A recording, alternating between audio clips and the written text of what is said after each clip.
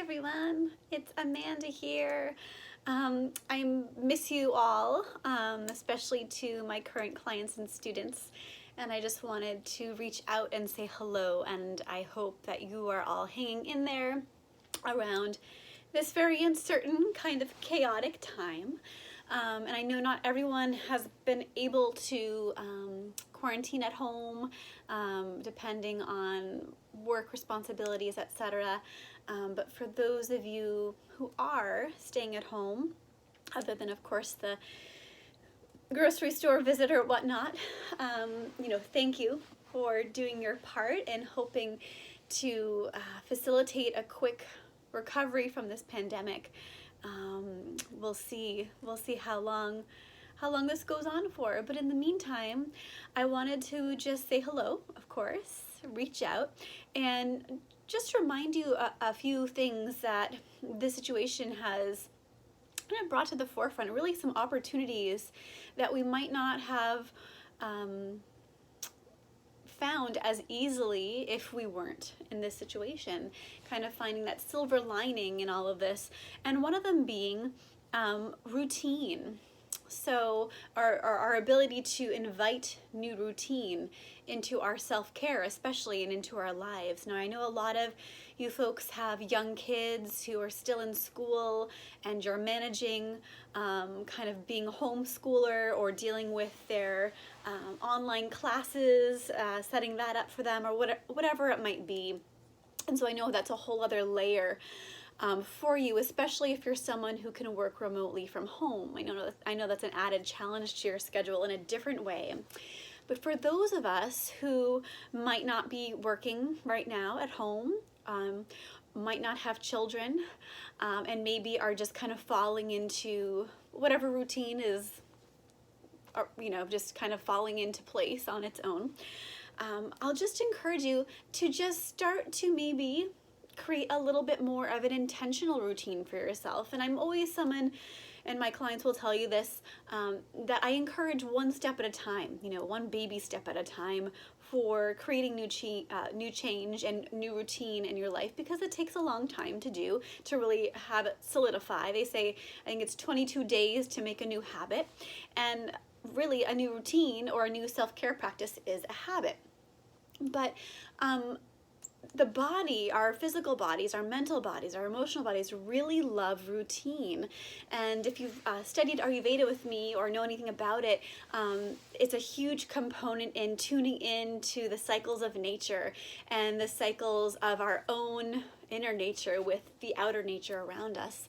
And so even the time of day that we do certain things it's really vitally important to tune into when we can. And so I wanted to invite a couple practices that you might want to play with, invite into your life as we are, again, in this situation for however long, and see what happens for you. See, what happens for whatever might be going on within your day, within your routine. And the first one is what time we wake and what time we go to sleep. And I know, especially since for many of us, we have no schedule anymore, or no work schedule that we have to follow, that any sort of routine kind of falls to the wayside or shifts significantly. Especially there's a lot of free live streaming videos and television shows on some of the networks happening, which invites us to hang out on the couch more and watch maybe TV or be on our devices later into the night. So that might be a new thing for you. But one thing about time of day when we rest and when we wake is that it helps us to sink into our physical well-being as well. So rising before 7 a.m. is really a very, really perfect time to hold on to the clarity of our mind that we come out of when we've rested, when we've just come from the dream world or from the sleeping world. And if we're able to start our days right around 7 o'clock, it helps to set the tone for our day. And it's the best time to do some meditation or some breath work or some movement, because again, this is kind of the almost liminal time before we kind of rush into whatever else our day has in store for us. After 7 o'clock, you'll be more apt to hit the snooze button. Well, for those of us who are still using alarm clocks, many of us might not be right now, but to sleep in. And the more we sleep in past that time frame, the more groggy we will be, the less clarity of mind, and the heavier our physical bodies will be in bed, being like, I'm just gonna keep rolling over for another hour or so.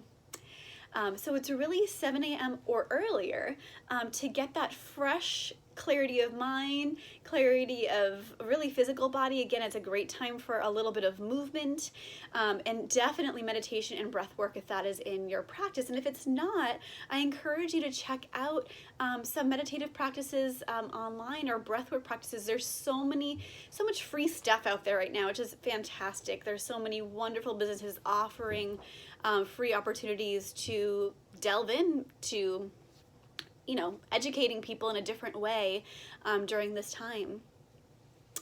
And then let's, on the flip side, what time we go to bed. So even though we are kind of lured in to stay up later and have another glass of wine or whatever it might be, watching our shows, once we hit 10:30, it's a similar sort of energy in the way of we'll miss the boat on a good night's sleep, whereas we'll want to hit the snooze button, or we'll want to keep rolling over in bed after 7 a.m. Same thing happens after 10:30. We sort of wake up again. We kind of get that second wind. We get that energy boost of being like, oh, you know what? I'm all of a sudden I'm not tired anymore. I'm gonna go ahead and make another bowl of popcorn, or watch that next episode, or read that last chapter of a book, whatever it might be, or FaceTime my friend who's in California, whatever it might be. But it will enable us to not get a good night's rest because of that fire, the inner fire that kind of wakes back up during this time of night. So if we can get ourselves into bed, eyes shut around 10:30, latest 11, then I promise you're going to be able to sleep that much better. And then, of course, want to wake up around 7 or earlier to kind of finish off that cycle. So this is just one routine you can begin to play with. And it's really so important. And I'm looking at this time to really invite more of that self-care and that self-nourishment, even in tiny ways like what time you wake and what time you go to bed. It doesn't have to be major, but how can we do that for ourselves? Because rest is so important, and I don't know very many people who actually get a solid 8 to 10 hours of rest a night. And for some of you, I'm sure you're like, what, 8 hours? I haven't gotten 8 hours of sleep in I don't know how long. So it's such a gift, and it really is such a huge reset for our mind, our body, and our spirits. But we have to get into bed before that second wind sort of takes over us. Also around, I wanted to invite one more possible routine switch, or just kind of awareness to hold within us. And that's around our meals, our meal time. So I know for most of us, again, who are staying home and are going to the grocery store like once every couple of weeks, or getting takeout, whatever it might be, taking the time to, make some home-cooked meals if we can, or choose nourishing foods when we're able. And to consider focusing on breakfast being a good size meal, like medium size meal, lunchtime around, I would say between 12 and 2 being our largest meal, where we really kind of have our feast. And then before 7 p.m., can we get in our smaller dinner? Again, this syncs in with our bodies, our physiological body's natural rhythm of digestion and following that inner fire again.